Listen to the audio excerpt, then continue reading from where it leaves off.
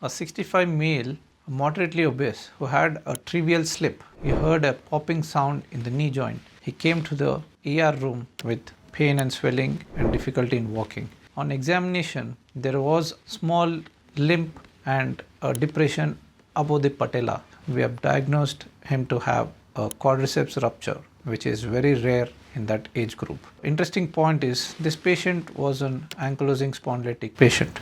It was very difficult to give a spinal anesthesia as the spine was fused, and difficulty in doing a general anesthesia because he was unable to open the mouth. This procedure was done under a femoral block, which is also again a regional block which is done very rarely in few centers. When we opened the joint, we saw a complete rupture of quadriceps tendon just above the patella.